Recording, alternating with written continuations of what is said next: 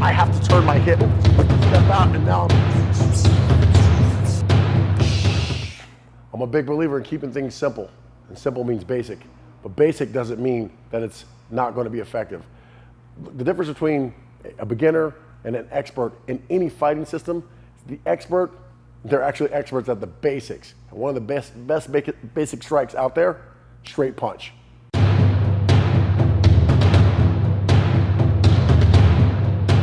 Basic strike, a straight punch, sometimes referred to as a jab and a cross. I don't like the word jab. For me, it's more of a sport connotation. So let's use lead straight punch, rear cross. Love those punches. In fact, they're my favorite because they get to the target quicker. Simple science. The quickest way between point A and point B is a straight line. And depth perception, from the standpoint of your opponent, they can't tell how long your arms are. Very few people understand how to defend a straight punch properly. So we want to give ourselves the best chances for success. Driving that punch and trying to destroy whatever we hit. Again, this is Krav Maga. So every punch that we throw is with bad intentions. The only time I'm going to throw a punch at another human being is if I want to knock them completely unconscious, at the very least. So I want to talk about first how to make the fist. A lot of people make the mistake of making the fist by leaving the thumb up or digit exposed.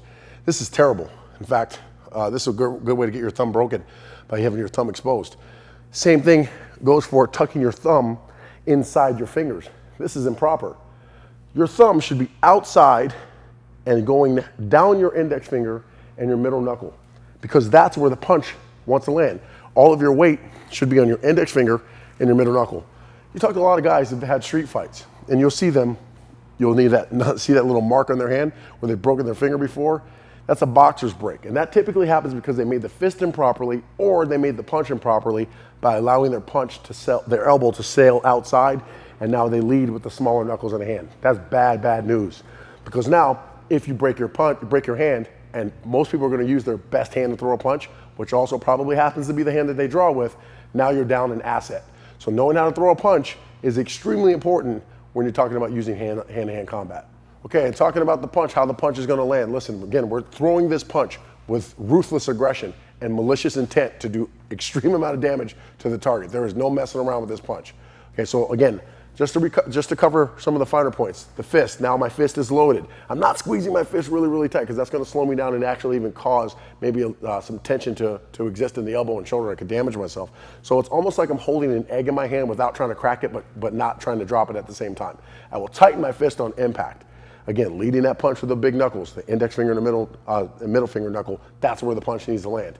So again, rotating at the hips. This is a big issue when you're punching. I want to make sure that I'm not just hitting him with my fist. I'm actually hitting him with my body.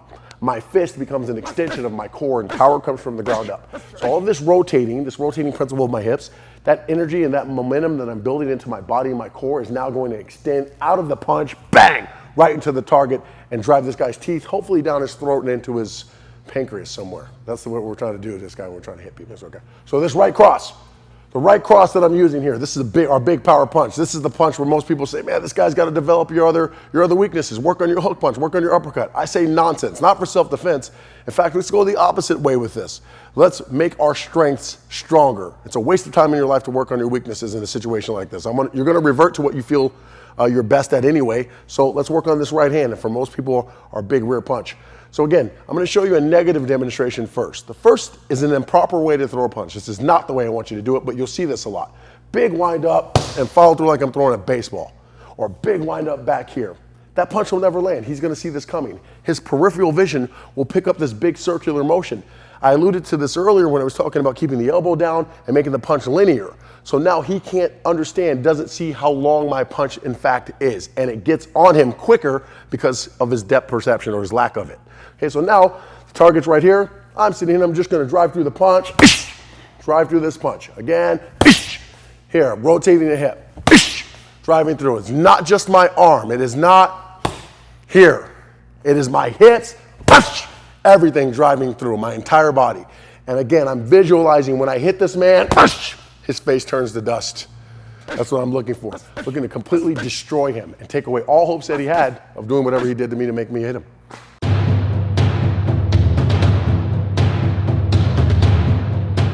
Zert is a worldwide membership-based organization that uses zombie as a metaphor for any natural or man-made disaster that could occur in our lifetime. Your zombie could be hurricanes, tornadoes, floods, a deadly force encounter, or civil unrest. Zert is about being prepared, trained, and most importantly, armed with the proper mindset to see you and your family through to safety. Zert is not just an organization. It's a lifestyle. ZertNation.com